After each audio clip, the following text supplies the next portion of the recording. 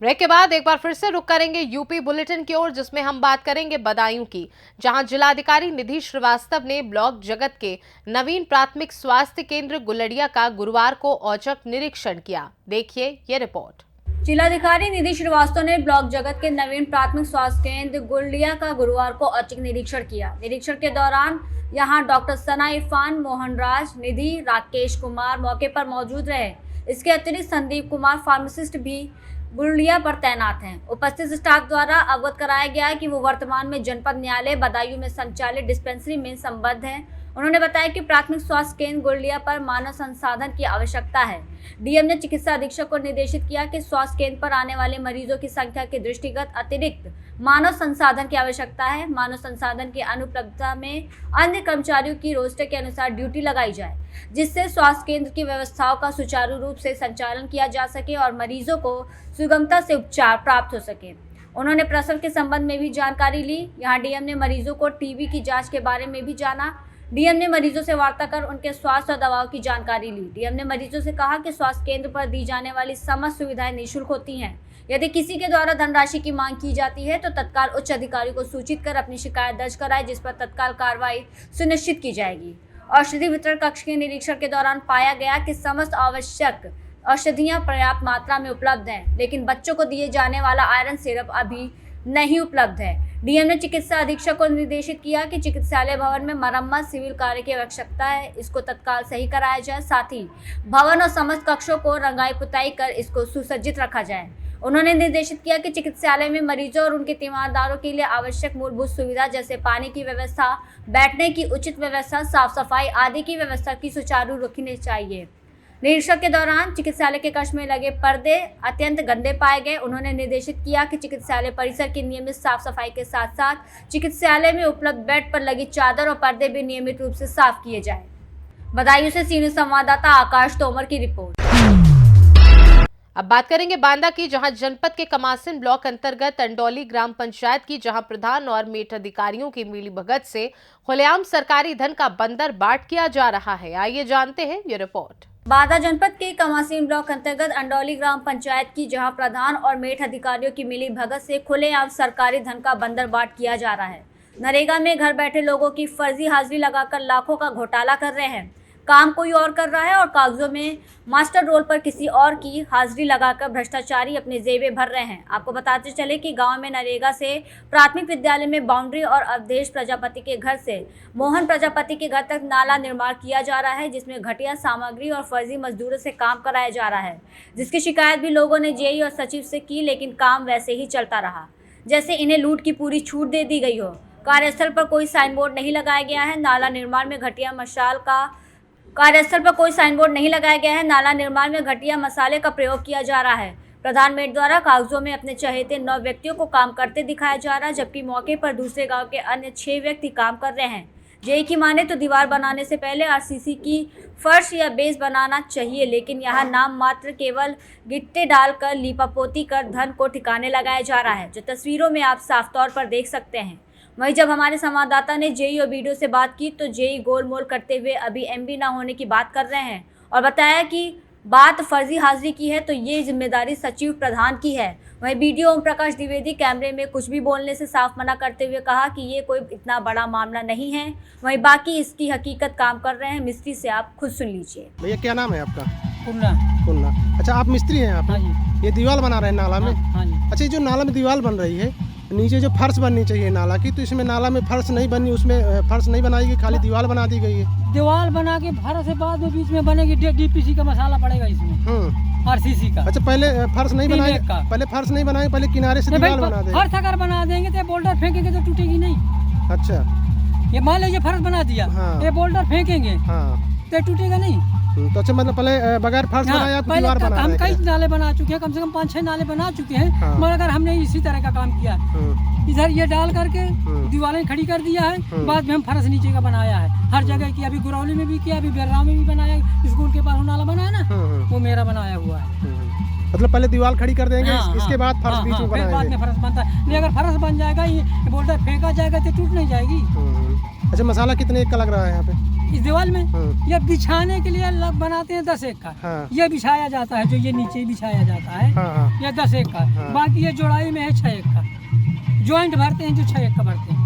तो का मसाला अलग अलग बनाते हैं का? हाँ, अलग अलग बनाते हैं। वहाँ तो एक ही मसाला बना के तो बिछाने के लिए वहाँ नीचे से वहाँ तक बिछाने के लिए बनाया। जब जॉइंट भरेंगे तब हम अलग से बनाएंगे। अच्छा, दीवार कितने दिन की बनी हुई दीवार है ये दीवार हो गई 7-8 दिन की बनी। 7-8 दिन की बनी है, लेकिन ये तो पूरी टूट रही, देखो 6 का मसाला। ये 7-8 दिन की दीवार है। टूटत नहीं है, 6 का मसाला।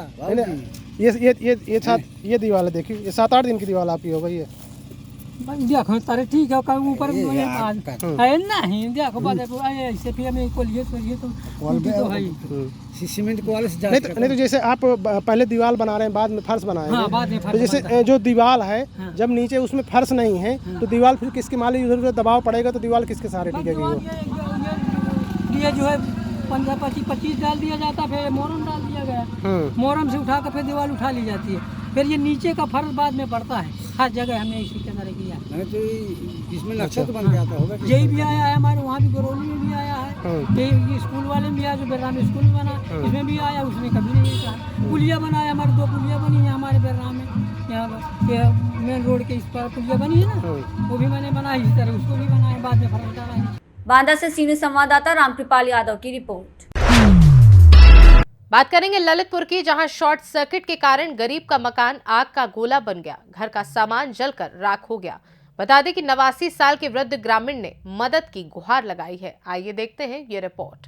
ललितपुर के तालबेट क्षेत्र के अंतर्गत ग्राम रामपुरा के रहने वाले परमानंद उर्फ प्रमु विश्वकर्मा अपने मकान में सो रहा था। सोते समय शॉर्ट सर्किट के कारण सुबह 4 बजे घर में आग लग गई। जैसे ही वृद्ध व्यक्ति को पता चला तो वो घर के बाहर निकलकर आग बुझाने का प्रयास करने लगा, लेकिन आग ने विकराल रूप ले लिया, जिससे मकान का पूरा सामान जलकर राख हो गया। वृद्ध व्यक्ति ने न्याय की गुहार लगाई है। तो कोई खाने की चीज भी बची नहीं है और किवाड़ भी गेट जल चुके हैं सब, और जो भी कूलर वगैरह है सब इनका जल चुका है। और ये देखें, हमारे इनकी रोटी वगैरह बिक्री पड़ी हैं, सारी रोटी टिफिन बासन सब जल चुके हैं। और ये हमारे पूरे बर्तन वगैरह देखिए आप यहाँ पे, तो ये पोजीशन है। और इनका कोई आगे पीछे नहीं है, कोई लड़का वगैरह नहीं है, अकेले हैं, बुजुर्ग अकेले घर में रहते थे। और इनके खाने का तो आज का जो समझ लो, अगर ये सवेरे का खाना खाएं तो कैसे खाएं। इनके घर में करीबन 3 या 2 बजे आग लगी। तकरीबन आग लगने का कारण शॉर्ट सर्किट है। मीटर में आग लगी, मीटर में आग लगने के कारण इनके मकान में आग लग चुकी है, पूरा घर ध्वस्त हो चुका है।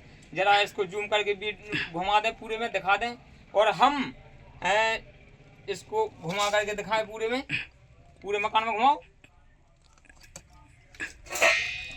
तो वीडियो हमको करो। और हम हमारे मीडिया बंधुओं से बहुत निवेदन करते हैं कि इसको इतना वीडियो वायरल करें, इतना वीडियो वायरल करें कि जो हमारे जिला के अधिकारी हैं, तहसील के तहसीलदार या मतलब लेखपाल, जो भी हमारे ग्राम प्रतिनिधि, ग्राम प्रधान मदद कर सकें, ताकि इनको जो भी सहायता हो वो हो सके, सरकारी मदद। और मैं तो यही कहना चाहूँगा कि हमारे ऐसे बुजुर्ग आदमी की सरकार सहायता करे। जय हिंद। कैसा लगी आग? मोटर में लगी, मीटर में? हाँ, पता नहीं ना। अच्छा, मतलब मीटर में आग ले घर में लगे, तुम्हें कोई पता नहीं पड़े? हाँ। अच्छा, ये देख के हमारे गांव के, हम इनके पड़ोस के हैं, और ये हमारे कक्कू हैं गांव के। इनका नाम परमुलाल विश्वकर्मा है, पिताजी का नाम फुंदीलाल विश्वकर्मा है, जिनके घर में आग लगी। आग लगने का कारण शॉर्ट सर्किट लाइट की वजह से आग लगी, मीटर में आग लगी। और इनके घर में जितना भी खाने का सामान है, सारा सामान जल चुका है। आप वीडियो दिखा दें, अंदर की दिखा सकते हैं, जो भी खाने का है, खाना पीना, रोटी वगैरह सब अंदर वीडियो घुमाएं। ललितपुर से सीनियर संवाददाता विकास सोनी की रिपोर्ट।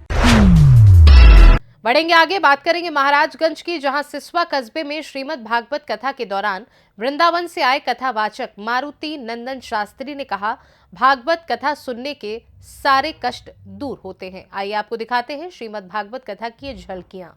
कंस के भयानक अत्याचार से जब संसार त्रस्त हो गया, ऋषि मुनि और संसार के प्राणियों की रक्षा के लिए भगवान ने कंस का वध कर संसार को उसके अत्याचार से मुक्त कराया और धर्म की स्थापना की।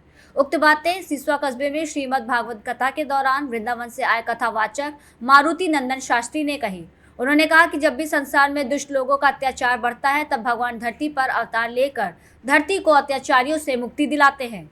कथा के दौरान उन्होंने उद्धव गोपी संवाद परीक्षित मोक्ष की कथा का विस्तार से वर्णन किया। उन्होंने कहा कि भागवत कथा सुनने से सारे पाप मिट जाते हैं और मनुष्य का कल्याण होता है। इस दौरान जितेंद्र बहादुर सिंह, अभियोजन अधिकारी वीरेंद्र बहादुर सिंह, एडवोकेट ब्रिजेंद्र बहादुर सिंह समेत कई लोग मौजूद रहे। महाराजगंज से सी न्यूज़ संवाददाता मनीष कुमार की रिपोर्ट। बात करेंगे उत्तर प्रदेश के सिद्धार्थनगर की, जहां पुलिस अभिरक्षा में ले जाए जा रहे आरोपित के साथ हुई मारपीट में नया मोड़ आ गया है और पुलिस द्वारा की गई एक तरफा कार्यवाही को लेकर जिले का प्रधान संघ लामबंद हो गया है। देखिए ये रिपोर्ट। उत्तर प्रदेश के सिद्धार्थनगर में पुलिस अभिरक्षा में ले जाए जा रहे आरोपित के साथ हुए मारपीट में नया मोड़ आया है और पुलिस द्वारा की गई एक तरफा कार्रवाई को लेकर जिले का प्रधान संघ लामबंद हो गया है। विगत 2 दिसंबर को जिले के वासी तहसील परिसर में पुलिस के 2 जवानों और अन्य लोगों के बीच मारपीट की घटना का वीडियो वायरल हुआ था, जिसमें पुलिस द्वारा जानकारी दी गई थी कि पुलिस अभिरक्षा में ले जाए जा रहे अभियुक्त पर ग्राम प्रधान और अन्य लोगों द्वारा मारपीट किया गया, जिसके बाद पुलिस ने बीच बचाव किया।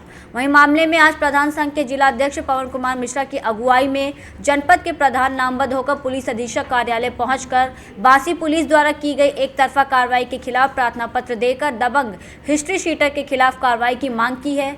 इस दौरान पीड़ित प्रधान और जिला अध्यक्ष ने जानकारी देते हुए बताया कि पुलिस ने पूरी सच्चाई को सामने आने नहीं दिया, बल्कि एक तरफा कार्रवाई कर ग्राम प्रधान पर मुकदमा दर्ज कर दिया, जबकि जिस आरोपी जाहिद के साथ मारपीट दिखाकर पुलिस ने कार्रवाई की वो पेशेवर अपराधी है और उस पर जिला बदर की कार्रवाई भी हो चुकी है। आरोपी जाहिद अपने सगे चाचा के साथ ही दर्जनों लोगों के जमीन पर जबरिया कब्जा कर रखा है, जिस पर प्रधान ने पुलिस बुलाकर उसको गिरफ्तार करवाया, लेकिन पुलिस अभिरक्षा में तहसील से थाने ले जाते समय आरोपी जाहिद ने गाली देते हुए जान से मारने की धमकी दी, जिस पर लोगों ने उसके साथ हाथापाई की, लेकिन पुलिस ने उक्त पेशेवर अपराधी के बजाय ग्राम प्रधान पर मुकदमा दर्ज कर लिया। कहाँ के रहने वाले हैं? मैं निहलवा का रहने वाला हूँ। क्या आपकी भी जमीन कब्जा की गई है? किसने कब्जा किया है? जाहिद अली। जाहिद अली।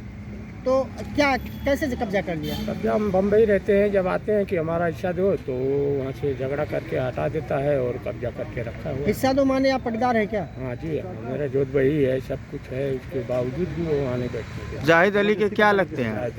जाहिद अली के आप क्या लगते हैं? चाचा। चाचा, आपकी जमीन पर भी अवैध कब्जा किया है और कितने लोगों की जमीन पर कब्जा किया? 10-12 लोग की जमीनों पर कब्जा किया। 10-12 लोग? कितनी जमीनों पर कब्जा कर चुका होगा? 10-12 लोगों का बैठा उसमें बेनामा है, उनका कब्जा किया है। हम 3 भाई हैं, तीनों का कब्जा किया। कोई कार्रवाई नहीं हुई? कुछ कार्रवाई नहीं। जो बात उनको मारपीट के हटा देता है, फिर कब्जा कर लेता है। फिर कब्जा कर लेता है। मैं हमारा जमीन चाहते हैं बस। क्या एक हमारे ग्राम सभा में जो है, एक गांव निहलवा है, वहाँ के जाहिद अली पुत्र इंद्रीस जो है अवैध जो कब्जा कर लगभग 10-12 लोगों के ज़मीन पे कब्जा कर रखा है और उसी को लेकर के हम एक बार तहसील में गए थे और तहसील में वो हमारे ऊपर हमला किया था।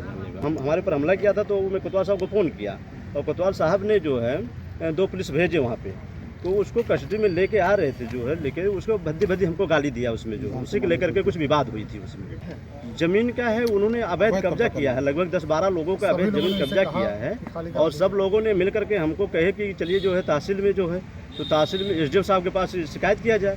उनके एक वकील है मुंशी जो है, वो जाहिद अली नाम करके है, वहाँ पर हम बैठे थे तो वो कह रहा कि जो पहुँचा हुआ अचानक और वो हमको गाली देने लगा है और चाकू से माले कि तुम ज़मीन कब्जा करवा रहे हो, सबका जो है ये है।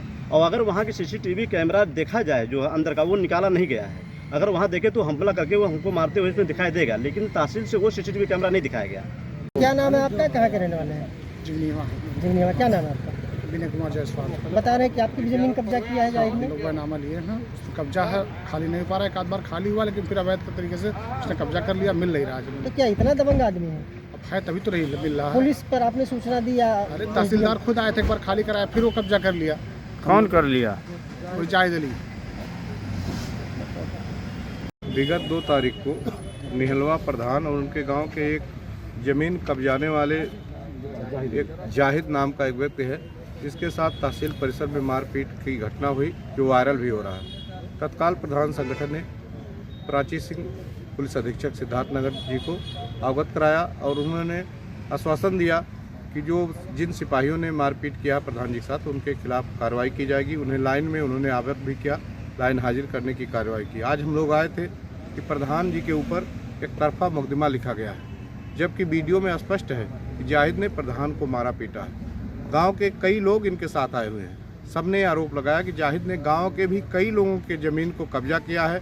पुलिस ने उसके खिलाफ जिला बदर की कार्रवाई भी की है, कई मुकदमे उसके खिलाफ दर्ज। आज हम लोगों ने कहने के लिए हम लोग यहाँ आए थे कप्तान साहब से मिलकर कि जाहिद के खिलाफ पुनः जांच करके विधिक कार्रवाई उनके खिलाफ की जाए और ग्राम प्रधान निहलवा के पक्ष में इनके ऊपर जो मुकदमा लगाया गया है क्रॉस कराते हुए उनके ऊपर भी, जाहिद के ऊपर भी मुकदमा लिखाया जाए। इसी के लिए हम लोग यहाँ आए। सिद्धार्थनगर से सी न्यूज़ संवाददाता धर्मेंद्र कुमार की रिपोर्ट। फिलहाल के लिए उत्तर प्रदेश बुलेटिन में बस इतना ही। वक्त एक छोटे से ब्रेक का। ब्रेक के उस पार हम आपको और भी तमाम बड़ी खबरों से करवाएंगे रूबरू।